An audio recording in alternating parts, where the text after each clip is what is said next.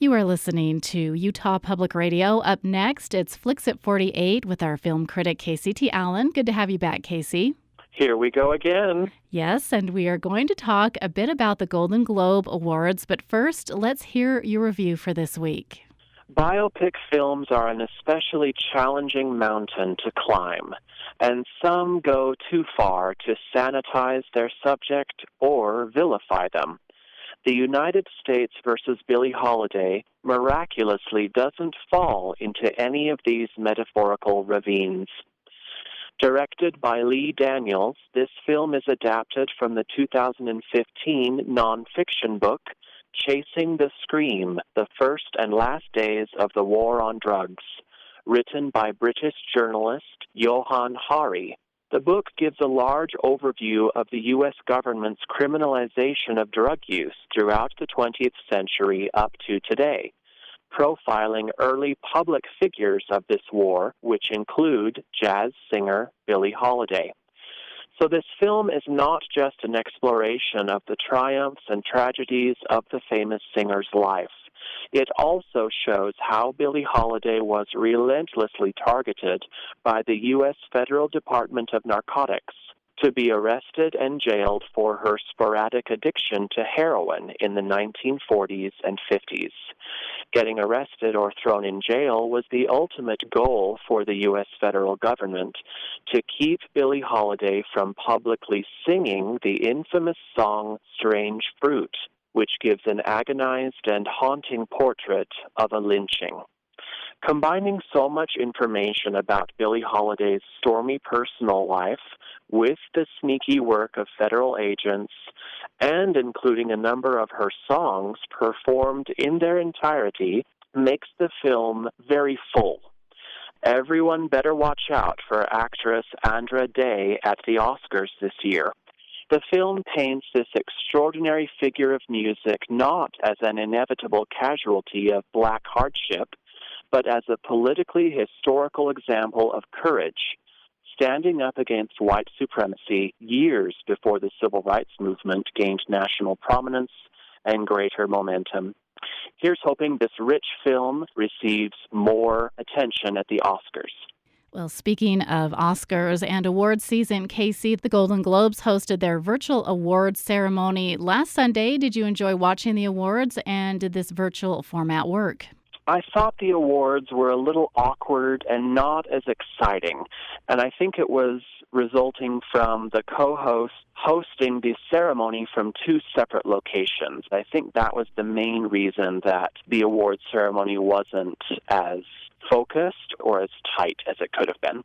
Well, every year during awards season, we hear about the controversies. What were they this year for the Golden Globes? The Golden Globes are organized and voted on by the Hollywood Foreign Press Association, so it's an organization of entirely foreign journalists and film critics from various countries all over the world. So because of that diversity, a lot of the nominees at the Golden Globes are usually much more diverse than most other award ceremonies. And this year was markedly different because a lot of the nominees were not very diverse. There were a handful of films that have received great critical acclaim but didn't get any attention at all at the Golden Globes. Those include the black drama Miss Juneteenth, as well as The White Tiger, that is about the lives of Indian children living in Asia. I still was glad, though, that certain films were included, like Ma Rainey's Black Bottom and The United States versus Billie Holiday, Nomadland, and Borat's subsequent movie film. I just had hoped that more of those kinds of films would have been included. Let's talk about some of the awards that were handed out Sunday night. Who were the big winners?